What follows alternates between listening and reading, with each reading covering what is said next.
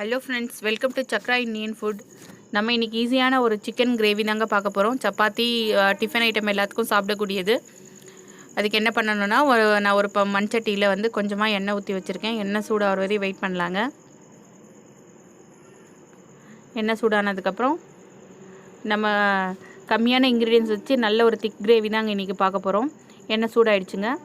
எண்ணெய் சூடானதுக்கப்புறம் அதில் கொஞ்சமாக சீரகம் சேர்த்துக்கிறேன். சீரகம் சேர்த்ததுக்கப்புறம் நான் வெங்காயத்தை வந்து கிரேட் பண்ணி வச்சுருக்கேன். எதுலனா மிக்ஸி ஜாரில் நம்ம விப்பர் மோடில் போட்டு 2 சுற்றினோம்னா நமக்கு நல்லா துருவின மாதிரி வந்துடும். ரொம்ப பேஸ்ட் ஆகக்கூடாதுங்க. கொஞ்சம் கொரன்னு இருக்கிற பதத்தில் அரைச்சிக்கலாம். அரைச்சதை வந்து நான் அரைச்ச விழுதை நான் இதில் சேர்த்துக்கிறேன். பச்சை வாசனை போகிற வரைக்கும் நல்லா வதக்கணும்.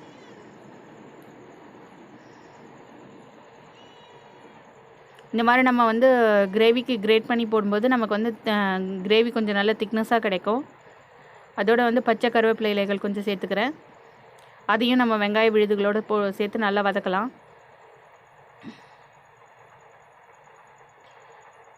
மண் சட்டியில் சமைக்கிறது ஒரு தடவை சமைச்சு பார்த்திங்கன்னா உங்களுக்கே ரொம்பவே பிடிக்க ஆரம்பிச்சிடும். ஏன்னா இப்போ நல்லவே குவாலிட்டியோட நிறைய மண் பாத்திரங்கள் கிடைக்க ஆரம்பிக்குதுங்க. டேஸ்ட்டுமே ரொம்ப நல்லாயிருக்கும். உணவுப் பொருட்கள் வந்து நீண்ட நேரம் கெட்டு போகாமல் இருக்கும். நீங்கள் அலுமினிய பாத்திரத்தில் சமைக்கிறத விட நீங்கள் இந்த மாதிரி மண் பாத்திரங்கள் உபயோகப்படுத்த ஆரம்பிக்கிறது ஆரோக்கியத்துக்கும் ரொம்பவே நல்லதுங்க. அதோடு வந்து நான் ஒரு டீஸ்பூன் இஞ்சி பூண்டு விழுதும் சேர்த்து வதக்கிக்கிறேன். வெங்காயம், கருவேப்பிலை இலைகள்லாம் பச்சை வாசனை போனதுக்கப்புறம் இஞ்சி பூண்டு விழுது சேர்த்துக்கிறேங்க. இஞ்சி பூண்டு விழுதும் நல்லா அதோட பச்சை வாசனை போகிற வரைக்கும் நல்லா வதக்கலாங்க.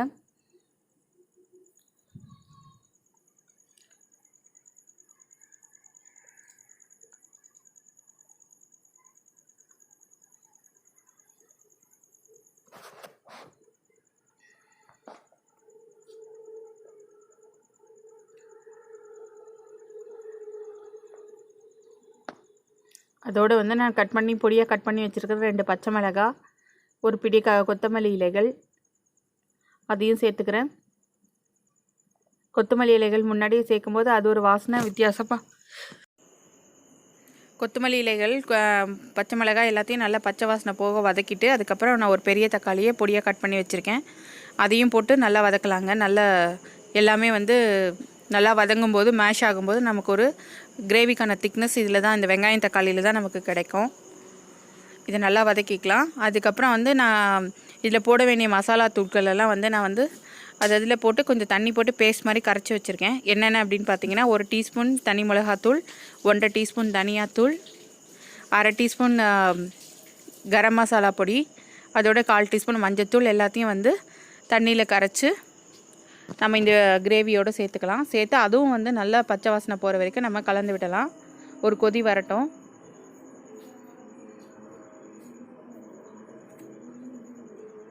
நல்லா கொதிச்சிருச்சுங்க. இப்போ நான் வந்து வாஷ் பண்ணி வச்சுருக்கிற சிக்கன் துண்டுகளை போட போகிறேன்.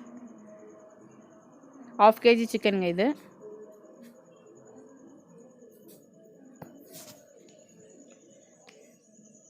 சிக்கன் துண்டுகளை இதில் போட்டு நம்ம நல்லா கிரேவியோடு சேர்ந்து வர மாதிரி கிளறி விட்டுட்டு வேக வைக்க போகிறோம். ரொம்ப ஈஸியான மெத்தடில் செஞ்சிடலாங்க. சாதத்துலேருந்து நீங்கள் எல்லாத்துக்குமே இந்த வெரைட்டி சிக்கனை நீங்கள் ட்ரை பண்ணி பார்க்கலாம். ரொம்பவே நல்லா டேஸ்டியாக இருக்கும்.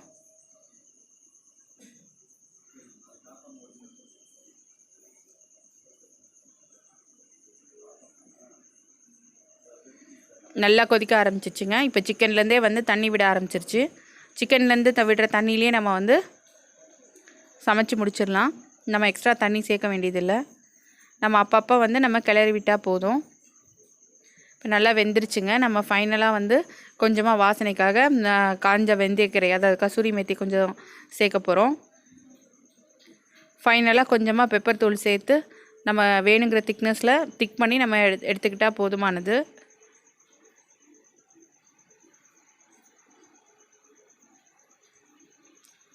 நல்லா வேக ஆரம்பிச்சிச்சு. நமக்கு ப்ரெஷர் குக் பண்ணால் எவ்வளோ சீக்கிரம் வேகுமோ அதே அளவுக்கு மண் பாத்திரங்கள் பழகிடுச்சு அப்படின்னா வந்து ரொம்பவே ஈஸியாக குக் ஆகும். டேஸ்ட் ரொம்ப நல்லாயிருக்கும். எல்லாத்த விட பெரிய ப்ளஸ் என்னென்னு பார்த்தீங்கன்னா, மண் பாத்திரங்களில் சமைக்கிற உணவுப் பொருட்கள் வந்து அவ்வளோ சீக்கிரத்தில் கெட்டு போகாதுங்க. டேஸ்ட் ரொம்பவே நல்லாயிருக்கும். இப்போ ஃபைனலாக வந்து நான் பெப்பர் தூள் வந்து 1/2 டீஸ்பூன் அவங்கவுங்க காரத்தை அந்த மாதிரி சேர்த்துருக்கேன். இதுவே ட்ரையாக வேணும்னு நினைக்கிறவங்க ஃபுல்லாக வாட்டர் ட்ரை ஆகிற வரைக்கும் நம்ம குக் பண்ணால் போதும். நான் சப்பாத்திக்கு தொட்டு சாப்பிட்றதுக்காக வேணுங்கிறதுனால நான் இந்த ஸ்டேஜ்லேயே ஆஃப் பண்ணிக்கிறேன்.